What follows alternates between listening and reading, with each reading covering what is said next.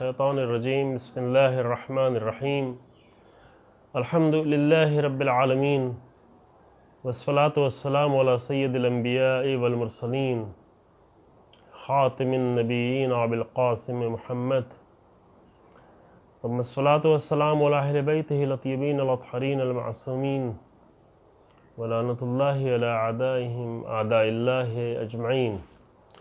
اما بعد فقد قال اللہ تبارک و تعالی فی کتابہ الکریم بسم اللہ الرحمن الرحیم تبارک الذی نزل الفرقان علی عبدہ لیکون للعالمین نذیرا وقال ایضا شہر رمضان الذی انزل فیہ القرآن ہدی للناس وبینات من الہدی والفرقان۔ قرآن مجید کی سورہ فرقان اور سورہ بقرہ کی یہ آیت کریمہ، اور ان دونوں آیتوں میں قرآن کو فرقان کے طور پر پیش کیا گیا ہے۔ دیگر کتابوں کو بھی فرقان کے طور پر قرآن نے پیش کیا ہے، جس کا انشاءاللہ بعد میں ذکر ہوگا، لیکن ابھی فی الحال ہماری بحث یہ تھی کہ قرآن نے انسان سے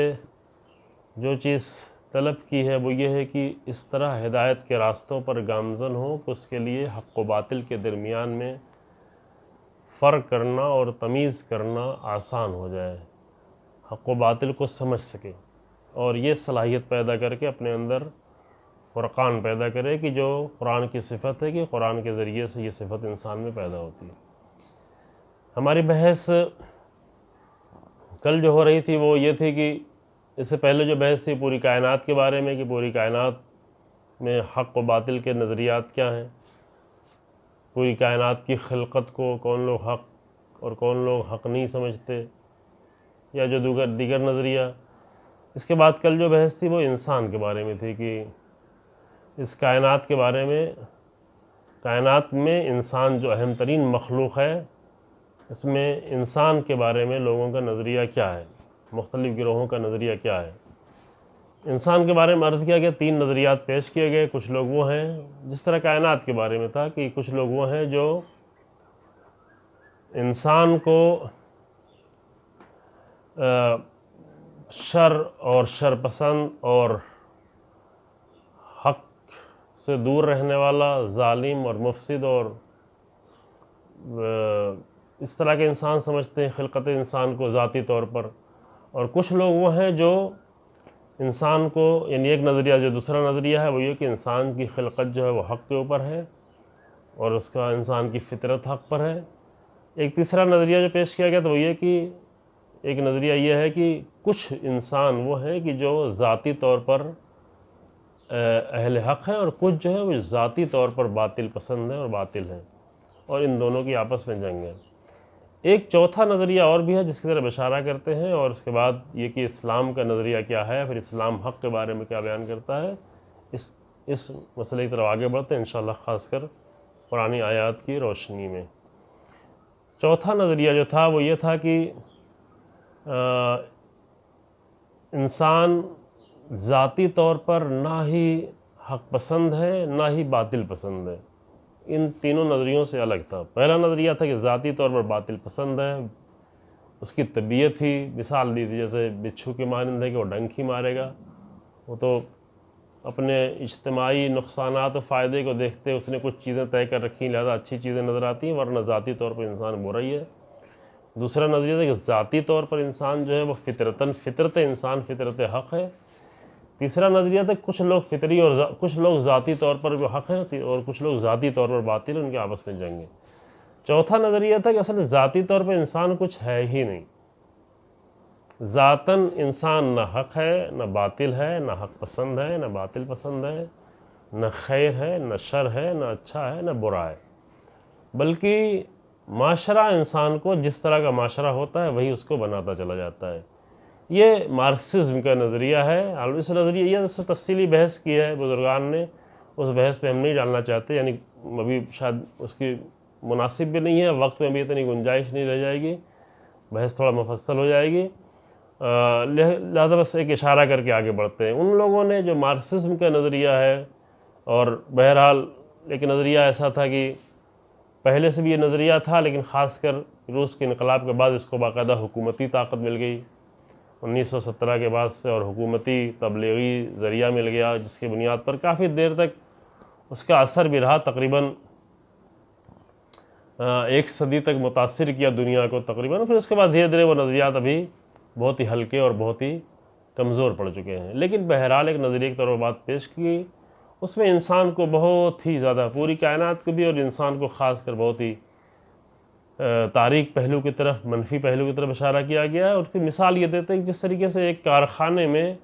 جب خام مال، را میٹیریل ڈالا جاتا ہے تو وہ کچھ بھی نہیں ہوتا، فقط را میٹیریل ہوتا ہے. اب یہ کارخانے کا کام ہے کہ وہ اس کے اندر کیسے ڈھانچے ہیں اور کیا کارخانہ کیا چاہتا ہے، ایک فیکٹری کیا بنانا چاہتی ہے،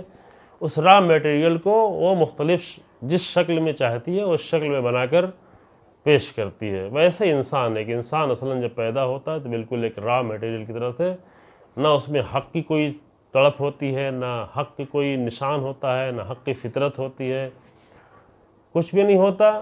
اور نہ ہی باطل کو ہوتا ہے. پھر معاشرہ جو ہوتا ہے، معاشرہ انسان کو آ کر تبدیل کرتا ہے، جیسا معاشرہ ویسے انسان میں تبدیلی ہوتی ہے. معاشرے کے بارے میں ان کے نظریات ہی تھوڑا عجیب و غریب ہے. انہوں نے پورے معاشرے کی بنیاد ہی اقتصاد پہ رکھی ہے. اب یہ وہی ہے کہ اس بحث میں ہم زیادہ نہیں پڑھنا چاہتے، لیکن صرف ایک اشارہ کر کے کہ پورے معاشرے کی ساری تبدیلیوں کی بنیاد جو ہے وہ اکنومی ہے، یعنی اقتصاد یعنی اکنومی ہے. یعنی اقتصادی حالت جیسی معاشرے کی ہوگی ویسے ہی معاشرہ جو ہے انسان تربیت کرے گا. اقتصادی حالت اچھی ہوگی تو کچھ اور انسان بنیں گے، اقتصادی حالت بری ہوگی تو کچھ اور انسان بنیں گے. پھر اقتصاد کو بھی جا کر، اقتصاد کی بنیاد بھی جو ہے وہ پروڈکشن کے اوپر ہے، تولید ابزار پروڈکشن کے اوپر ہے، اور پروڈکشن جو ہے وہ ابزار تولید یعنی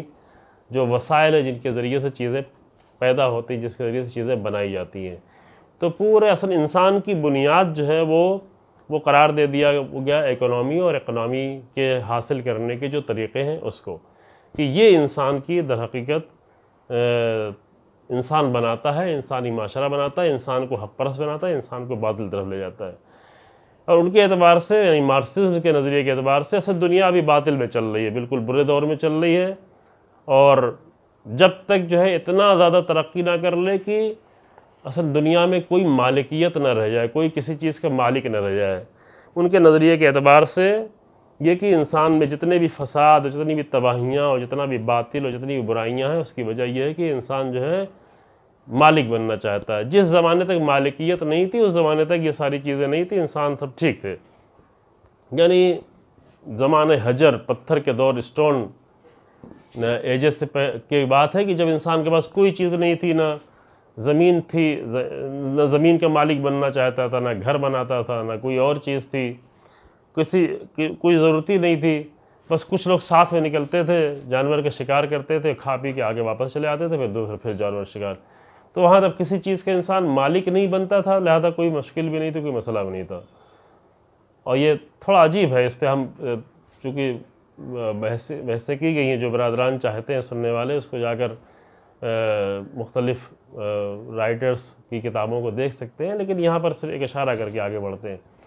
کہ جب تک مشترک تھی سب چیز، یعنی پرسنل طور پر مالکیت نہیں تھی، یہیں سے اشتراکیت کا نظریہ جنم لیتا ہے، کمیونزم جسے کہتے ہیں. کمیونزم یعنی جب ساری چیزیں جو ہے وہ سب کے درمیان میں کامن تھیں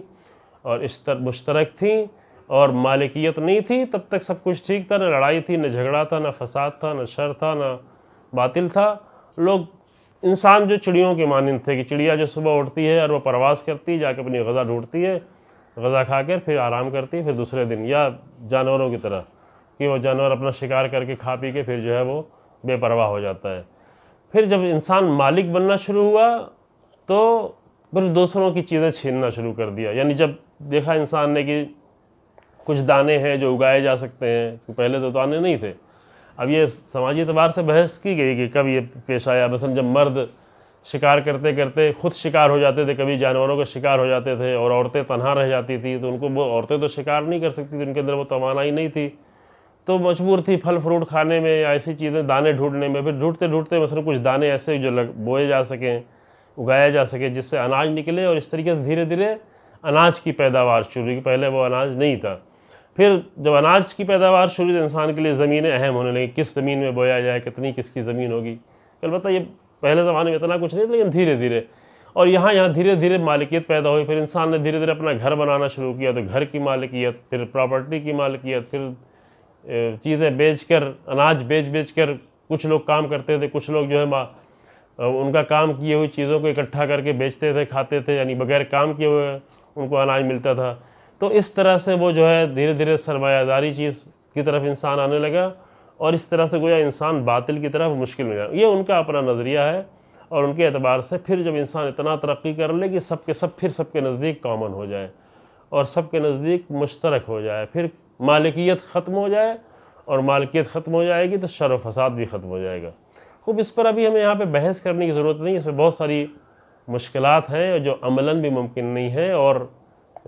اس کی کوششیں جو کی گئی وہ ناکامی کی طرف گئیں. البتہ کچھ نعرے جو ہے وہ کمیونزم کے اچھے تھے, یعنی غریبوں کی فکر, مزدوروں کی فکر, لیکن بہرحال بنیادیں اس کی بہت ہی کمزور تھیں. ان کمزور بنیادوں کی بنیاد پر کی وجہ سے وہ جو ہے نظریہ تیزی سے چلا, لیکن دوام نہیں اس میں تھا, بقا نہیں تھی اور چل نہیں پایا. لیکن جو بنیادی چیز ہے کہ انہوں نے اصل انسان کو, خاص کر جو یہ دور انسان گزار رہا ہے, بہت ہی تاریخ پیش کیا ہے, اور کہا کہ انسان جو ہے, چونکہ معاشرہ ایسا ہے کہ لوگ سرمایہ دار ہیں, لوگ اپنی مالکیت کے فکر میں ہیں, ملک کو لوٹ رہے ہیں, لوگ لوگوں کو لوٹ رہے ہیں, لوگ جو ایک دوسرے کی لوٹنے کی فکر میں لگے ہوئے ہیں. لہٰذا یہ دنیا تاریخ ہے, انسان بھی بہت ہی تاریخ دور سے گزر رہا ہے, اور یہ تاریخی جو ہے وہ گویا باطل کی طرف انسان کو لے جا رہی ہے. یہ ایک چوتھا نظریہ تھا, اور اس پر جو ہے جا کر اور تفصیلی مطالعہ جو ہے شہید مطہری رحمۃ اللہ علیہ کی مختلف کتابوں میں, خاص کر جو ان کی کتاب ہے حق و باطل کے درمیان میں جنگ, نبرد حق و باطل, اس میں بھی اس بحث کو انہوں نے پیش کیا ہے. ہم یہاں پر اس کو تنیب تمام کرتے ہیں. اس چوتھے نظریے کے بعد ہم پھر اب اصل مطلب کی طرف پلٹنا چاہتے ہیں, جو اسلام کا نظریہ ہے, کہ اسلام جو ہے وہ حق و باطل کے بارے میں کیا نظریہ رکھتا ہے, اور انسان کے بارے میں کیا نظریہ رکھتا ہے. ایک اشارہ پہلے جو کیا گیا تھا اسی پر ہم اور آگے بڑھتے ہیں, کہ یہ جو کہا گیا ہے اس نظریے میں, چوتھے آخری نظریے میں, کہ ذاتی طور پر انسان کچھ نہیں ہے, ذاتی طور پر نہ حق پرست ہے نہ باطل پرست ہے. اس پہ ایک پہلو جو ہے اس کی تائید کی جا سکتی ہے, اور تائید ہے بھی, اور وہ یہ ہے کہ لیکن یہ نہیں کہ دیگر نظریات کو ٹھکرا کر. روایات ہمارے پاس ایسی موجود ہیں کہ جب ایک بچہ پیدا ہوتا ہے تو اس کا دل جو ہے وہ صاف روح کے مانند ہوتا ہے, صاف کپڑے, بالکل وائٹ کپڑے کے مانند ہوتا ہے, کہ اس پر جو بھی نقش ڈالا جائے وہ نقش جو ہے وہی باقی رہ جاتا ہے. یا مثلاً جو ہے اس طرح کی روایتیں کہ خاص کر جوانوں کے لیے, نوجوانوں کے لیے, کہ ان کے دل پاک ہوتے ہیں, ان کے دل صاف ہوتے ہیں. اس سے یہ ایک الگ مطلب ہے, وہ ایک الگ مطلب ہے, دو چیزیں الگ الگ ہو گئیں. یہ بہت ہی عظیم مطلب ہے, کہ یعنی وہ در حقیقت وہ اسلامی نظریے کی تائید ہے, کہ ایک انسان ذاتی طور پر اس کے اندر کوئی شر, کوئی برائی نہیں ہوتی, لیکن پھر جو اس دوسرا والا نظریہ تھا کہ نہیں, فطری طور پر انسان جو ہے فطرتاً کیا چاہتا ہے, فطرتاً انسان پاکیزگی چاہتا ہے, فطرتاً انسان حق کو چاہتا ہے, فطرتاً انسان جو ہے وہ خیر کو چاہ رہا ہوتا ہے, خیر پسند ہوتا ہے, انسان کی فطرت جو ہے وہ حق طلب ہوتی ہے. اس نقطے کو جو ہے اسلامی تعلیمات میں تاکید کی گئی ہے, قرآنی تعلیمات میں اس کی تاکید کی گئی ہے. اصل انبیاء کے آنے کا ایک فلسفہ ہی یہی بیان کیا گیا کہ انسان کو صرف اس کے اپنے اصل فطرت کی طرف پلٹا دیں, یہی انسان کے لیے کافی ہے. اور انبیاء آئے اس لیے تاکہ انسان کو اس کی فطرت کی طرف پلٹائیں. جیسے کہ یہ جملہ استفادہ ہوتا ہے بعض اوقات میں مجلسوں میں بھی, کہ نہج البلاغہ کے پہلے خطبے میں امیر المومنین علی بن ابی طالب علیہ السلام نے جو انبیاء کے آنے کا فلسفہ بیان کیا ہے, اس میں ایک فلسفہ یہی ہے کہ لَيَسْتَعْدُوهُمْ مِيثَاقَ فِطْرَتِهِ, جو انسان کی فطرت کا میثاق ہے. انسان فطری طور پر انسان نے ایک میثاق, ایک وعدہ کیا ہوا ہے. وعدہ بھی کوئی زبانی وعدہ نہیں ہے, بلکہ انسان کی خلقت کا یہ وعدہ ہے. یعنی انسان کی خلقت اس طرح سے ہوئی ہے, ایسی فطرت کے ساتھ, ایسی پاکیزہ روح کے ساتھ, کہ جس کے بنیاد پر انسان نے یہ وعدہ کیا ہوا ہے کہ وہ خیر کی طرف جائے گا, وہ حق کی طرف جائے گا, وہ حق کو ڈھونڈے گا, حق طلبی اور حق کی جستجو انسان کی ایک فطری آرزو ہوگی۔ اب دوسری چیزیں آ کر اس کے اوپر تھوپ دی جاتی ہیں، مثلاً تلقینات، باطل چیزیں، باطل پروپیگنڈے، وہ ساری چیزیں آ کر وہ حق کی فطرت کو دبا دیتے ہیں۔ جتنا زیادہ تلقین، غلط تلقینوں کا انسان کے اوپر اثر ہوتا ہے، اتنا ہی وہ انسان کی حق پرستی والی، حق طلبی والی فطرت جو ہے وہ دبتی چلی جاتی ہے۔ لہذا اسی درمیان میں بہت سارے لوگ دیکھتے ہیں کہ انہی معاشروں میں ایسے لوگ ہیں جو آ کر اپنی اس فطرت کو جب اجاگر کرتے ہیں، ابھار کر سامنے لے آتے ہیں،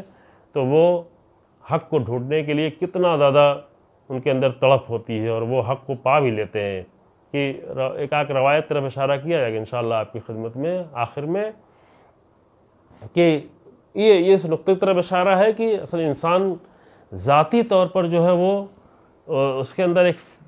فطرت جو پائی جاتی ہے وہ حق پسند ہے، اور انبیاء کا ایک اصلی ترین کام یہ ہے، دیگر کام بھی اسی لیے ہیں،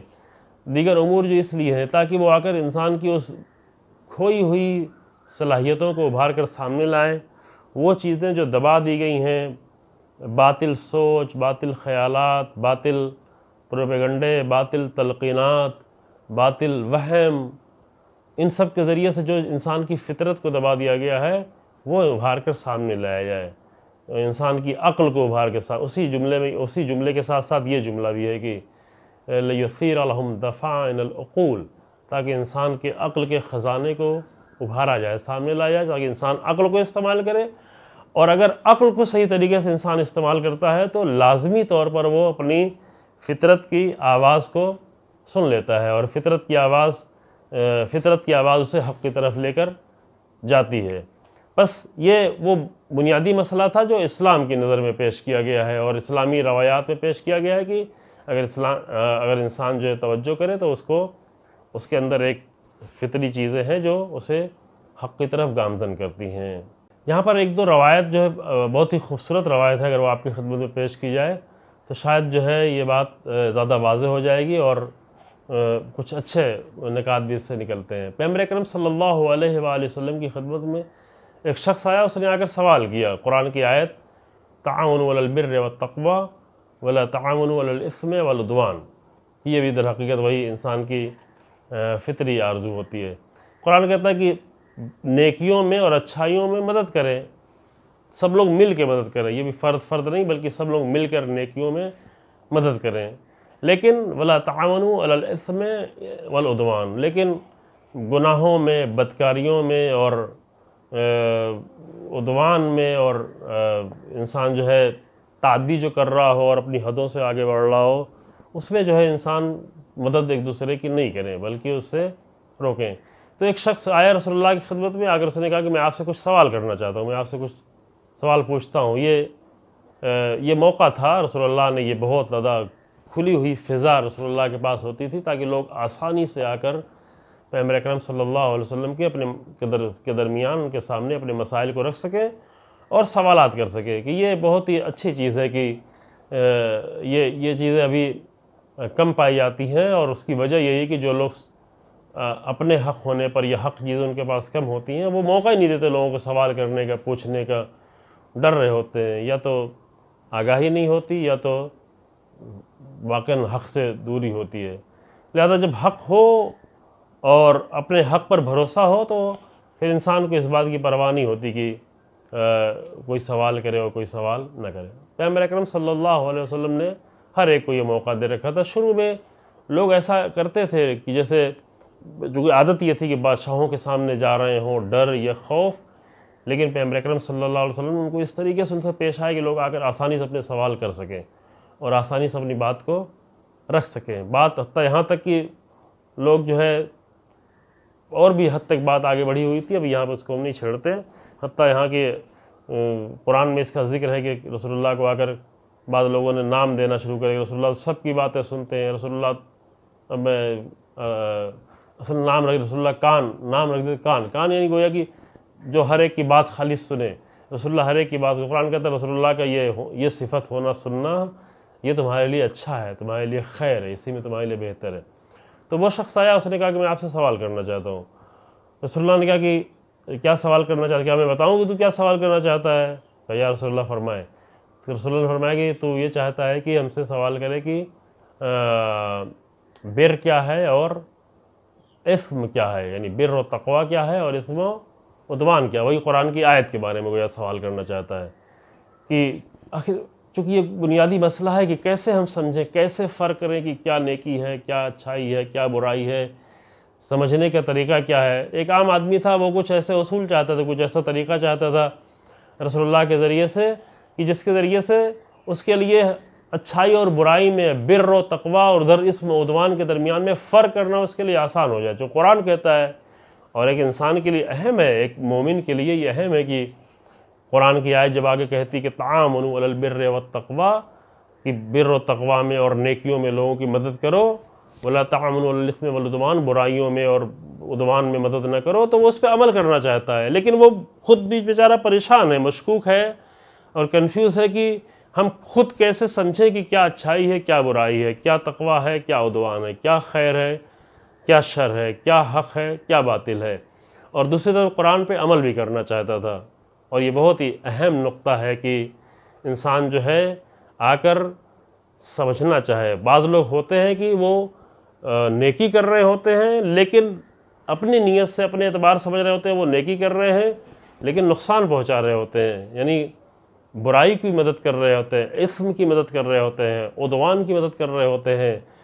برائی کو آگے بڑھا رہے ہوتے ہیں، برے لوگوں کے لیے سہارا بن رہے ہوتے ہیں. لہذا یہ بعد میں شاید اور بھی بحث آئے کہ جب تک حق و باطل کے درمیان میں اور خیر و شر کے درمیان میں فرق کو اچھی طریقے سے نہیں سمجھتا، ممکن ہے کہ وہ اپنے اعتبار سے اچھا بھی کر رہا ہو لیکن اصل میں برا ہو رہا ہو، خود کے ساتھ یا اپنے گھر والوں کے ساتھ یا لوگوں کے ساتھ یا دوسروں کے ساتھ یا دین کے ساتھ یا حق کے ساتھ برا کر رہا ہو. اور ایسے بہت سارے لوگ ہیں. وجہ اس کی کیا ہے؟ وجہ یہی ہے کہ وہ اس فرقان کو نہیں سمجھتے. جب پیغمبر اکرم صلی اللہ علیہ وسلم نے فرمایا کہ تو یہ پوچھنا چاہتا ہے کہ ہاں یا رسول اللہ ہم یہ پوچھنا چاہتے ہیں، تو رسول اللہ نے اس نقطے پر توجہ کیا. رسول اللہ نے اپنی 3 انگلیوں سے اس کے سینے کی طرف اشارہ کیا اور اشارہ کر کے فرمایا افت قلبک، تو اس طرح کے سوال اپنے دل سے پوچھ. یہ اسی نقطے کی طرف اشارہ ہے کہ جو پہلے بیان کیا گیا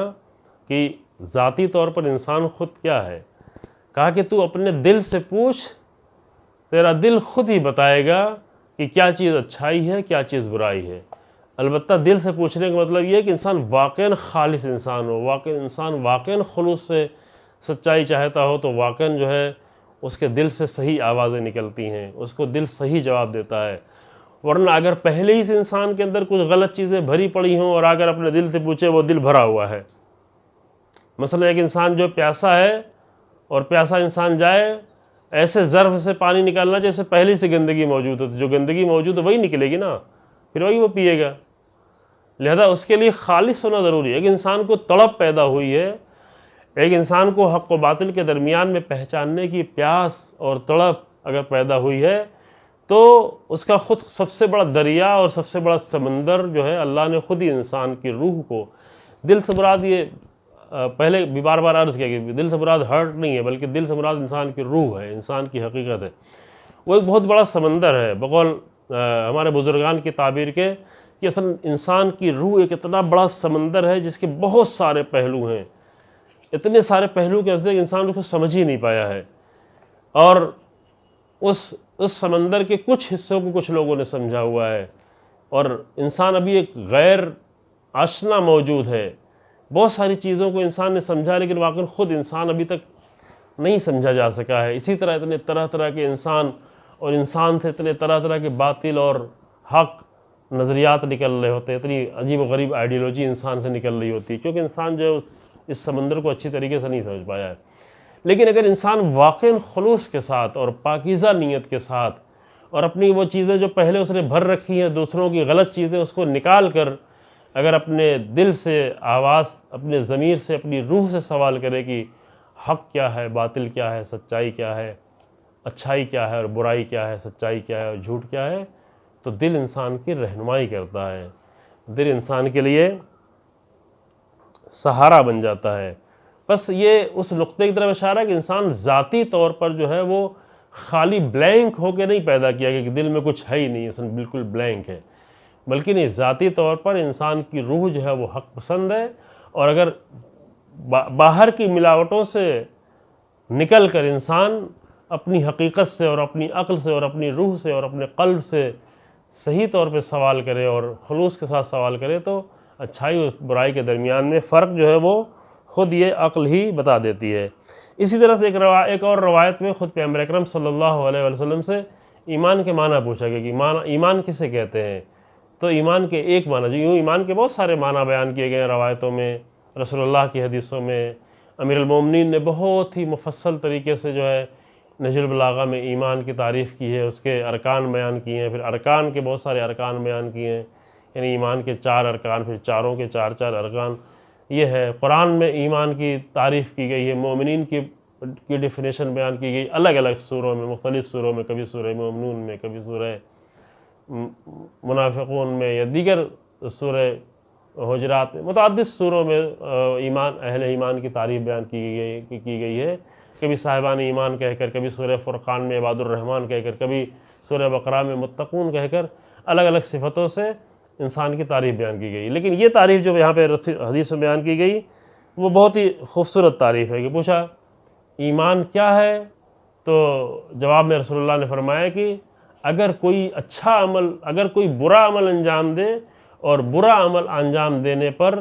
تیرے اندر سے آواز آئے، تیرے قلب سے آواز آئے، برائی سے روکا جا رہا ہو، تو یہ سمجھ لو کہ یہ ایمان ہے، اسی کو ایمان کہتے ہیں۔ گویا ایمان کو اس حقیقی فطرت طرف پلٹایا گیا کہ جو فطرت کی آواز ہوتی ہے جسے ضمیر کہا گیا ہے۔ اور اگر کوئی اچھا کام کر رہا ہے انسان اور اچھائی کے لیے اور زیادہ جو ہے آمادگی پیدا ہو رہی، تو یہ جو ہے ایمان کی علامت ہے۔ اور جب ایسی صورت پیدا ہوتی ہے تو پھر انسان جو ہے اس کے لیے، یہاں پر امام جعفر صادق علیہ السلام کی حدیث ہے کہ جس میں امام نے فرمایا کہ جب انسان جو ہے وہ دنیا کی معمولی چیزوں سے جو ہے وہ اپنا رشتہ اور جو تعلق ہے، جو عشق ہے، وہ اس کا کمزور پڑتا ہے تو اللہ سے اس کا عشق کا احساس بڑھ جاتا ہے، اللہ کی طرف جو ہے، یعنی اگر یہ ٹوٹتا ہے کہ یہ توڑنے سے مراد یہ نہیں ہے کہ انسان جو ہے دنیا کی ذمہ داریاں چھوڑ دے، اپنے بچوں کی ذمہ داریاں چھوڑ دے، یہ بالکل دنیا نہیں ہے، بلکہ یہ بحث الگ جگہوں پہ کی جا چکی ہے کہ یہ جو ہے عین دین ہے، یہ حق ہے، یہ عبادت ہے۔ اپنی ذمہ داریوں کو انجام دینا، اس کے لیے بھرپور کوشش کرنا، اس کے لیے زیادہ زحمتیں کرنا، اس کے لیے زیادہ محنت کرنا، عزت سے اپنی زندگی کی ضرورتوں کو حاصل کرنا، یہ سب جو ہے عین حق ہے، بلکہ یہ صرف حق عین عبادت بھی ہے۔ لیکن یہ کہ جو اس کا عشق کرتا ہے انسان اور دنیاوی چیزوں سے عشق کی بنیاد پر انسان اتنا اس کا دوچار ہو جاتا ہے کہ اس کے لیے حق کو بھی پامال کر دیتا ہے اور باطل کے راستوں پہ چل جاتا ہے، تو اگر وہ عشق اور وہ رابطہ انسان کا کمزور پڑتا ہے، ٹوٹتا ہے، تو پھر اس سے اگر آزاد ہوتا ہے تو روایت میں ہے کہ انسان پھر عشق خدا کی حلاوت اور محبت خدا کی شیرینی کا احساس کرتا ہے اپنے وجود میں، اور یہ وہ وقت ہوتا ہے جب انسان جو ہے اس کے لیے دنیا حقیر نظر آنے لگتی ہے، دنیا اس کے لیے معمولی اور پست نظر آنے لگتی ہے، پھر وہ اس دنیا سے پرواز کرنا چاہتا ہے کہ جیسے بہت سارے بزرگان ہیں، ابھی انہی پچھلے مہینوں کے درمیان میں متعدد جگہوں پہ متعدد واقعات بیان کیے گئے، ایک عظیم شہید کے بارے میں، شہید قاسم سلیمانی کی یہ عظیم نام جو ہے وہ بھلایا نہ جائے، ہمارے جوانوں کے لیے، ہماری قوم کے مومنین کے لیے ایسے نام جو ہے وہ زندہ رہنا چاہیے جو واقعاً جنہوں نے حق کے راستے کو سمجھا اور اس پہ عشق کے ساتھ آگے بڑھے اور صاحبان حق کے راستے کو سمجھا اور اس پہ چلے۔ تو یہ واقعہ کبھی وہ بیان کیا کہ اتنا شوق تھا کہ لوگوں سے دعا کرتے تھے کہ مجھے شہادت نصیب ہو جائے، شہادت کی آرزو کرتے تھے، یا یہ کہ شہید کی بیٹی سے آرزو کی کہ جب مشہد اپنے وطن واپس جانا، امام رضا علیہ السلام کے حرم میں جا کر میرے لیے دعا کرنا کہ ہمیں شہادت نصیب ہو، یا یہ آرزو ایک بہت سارے مومنین کی، بہت سارے اہل ایمان کی یہ آرزو ہوا کرتی ہے، اور شاید ماہ رمضان جو ہے وہ بہترین موقع ہوتا ہے جب انسان اس طرح کی دعائیں کرتا ہے کہ واقعاً اللہ کی راہ میں انسان کو شہادت نصیب ہو۔ یہ عظیم درجہ انسان کا، یعنی اگر زندگی میں جو ہے بہت بڑا کوئی عمل انسان انجام نہیں دے پایا تو اس کی موت جو ہے وہ مفید ثابت ہو۔ البتہ اس کا ایک قانون ہے کہ شہادت کی موت اسی کو نصیب ہو سکتی ہے جو زندگی میں جو ہے مفید اور راہ شہادت پر آ چکا ہو، راہ حق پر آ چکا ہو۔ خیر یہ الگ بحث ہے، لیکن یہ کہ انسان کی نگاہوں میں جب حق و باطل سب روشن ہو جاتا ہے اور حق کے جلوے اس کے لیے روشن ہو جاتے ہیں تو پھر بہت ساری چیزیں اس کے لیے کوئی اہمیت نہیں رکھتی۔ یہاں پر ایک بہت ہی خوبصورت واقعہ ہے پیغمبر اکرم صلی اللہ علیہ وآلہ وسلم کا اصحاب صفہ کے درمیان میں، جو بعض اوقات میں بیان بھی کیا گیا کہ اصحاب صفہ کچھ ایسے لوگ تھے جو جب چونکہ رسول اللہ جب ہجرت کر کے آئے تو مدینہ بھی چھوٹا سا تھا، مدینہ میں بھی تھوڑے بہت لوگ تھے، کوئی مالی اعتبار سے عرب کی زمین اتنی آباد نہیں تھی، مدینہ کی زمین بہرحال مکے سے زیادہ آباد تھی، ان کی حالت مکے والوں سے تھوڑا زیادہ بہتر تھی، لیکن بہرحال وہاں جو یہودی لوگ تھے انہوں نے بہت سارے اپنے سیاسی حربوں کے ذریعے سے اپنے کنٹرول میں رکھا ہوا تھا۔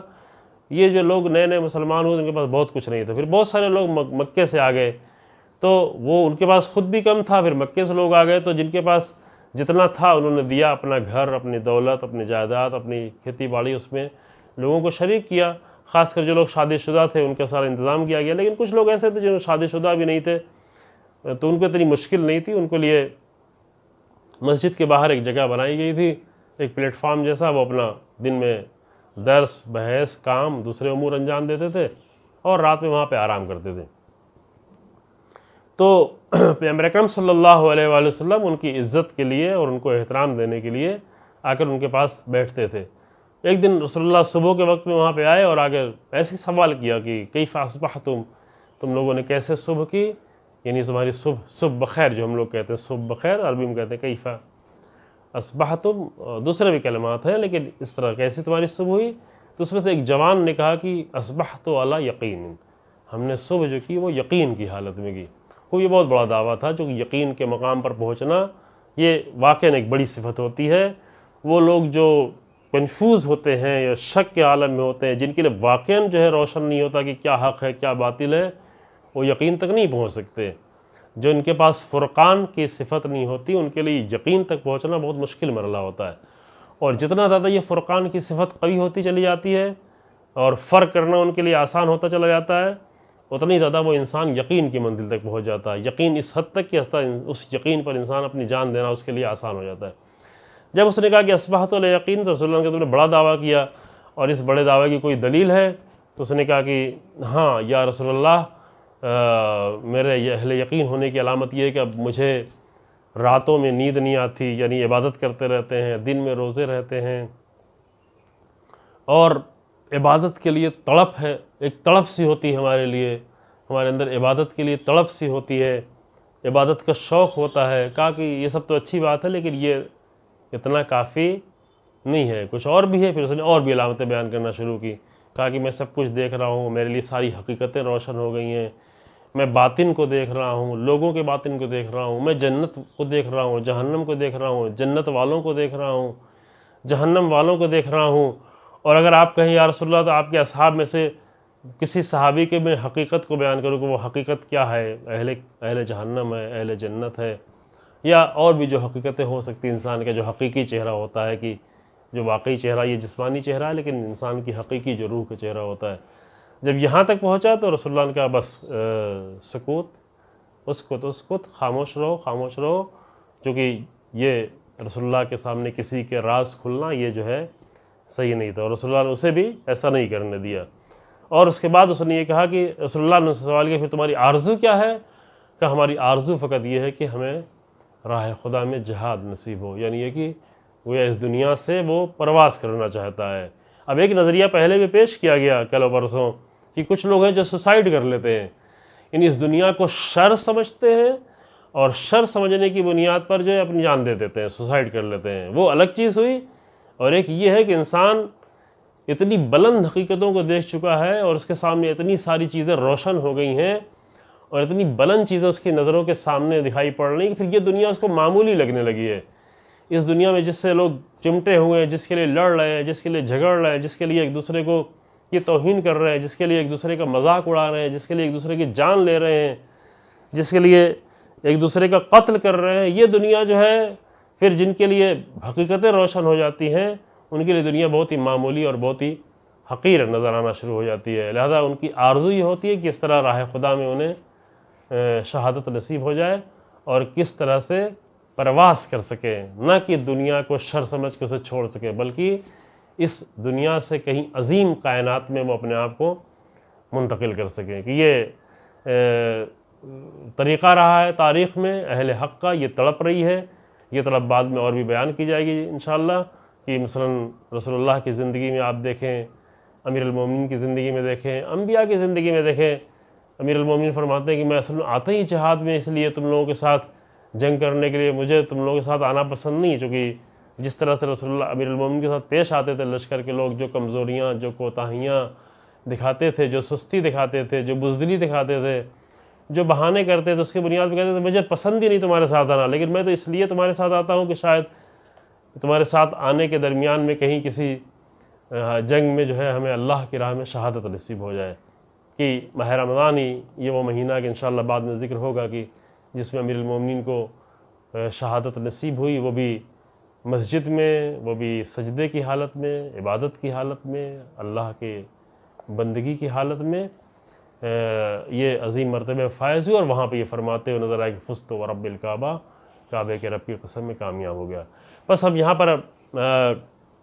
یہ سارے نظریات تقریباً بیان ہو چکے ہیں۔ اب یہ کہ اگر قرآن حق اور باطل کی پہچان کیسے کرواتا ہے، اور قرآن کے نزدیک حق و باطل کے درمیان میں مسائل کیا ہیں، اور ان کی شناخت کیسے کی جائے، اور کہیں ایسا نہ ہو کہ انسان کسی باطل کو دھوکے میں حق سمجھتے ہو، اس کے تعاون میں لگا ہوا ہو، اس کی مدد میں لگا ہوا ہو، اس پہ خرچ کر رہا ہو۔ کہ ہیں ایسے نمونے بہت زیادہ ہیں، اور آج کے لیے نمونے بہت زیادہ ہیں کہ بڑی بڑی رقمیں خرچ کر رہے ہوتے ہیں، لیکن لوگ گمراہی کی طرف لے جا رہے ہوتے ہیں۔ اپنے نام پر وہ ممکن ہے کہ